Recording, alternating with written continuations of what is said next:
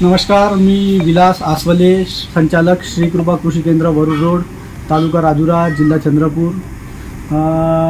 मी आता आपल्याला एक सूचित करू शकतो की महावीरा झिरान या खताविषयी मागील 4 ते 5 वर्षापासून मी महावीरा कंपनीचे झिरान हे खत विकत आहे।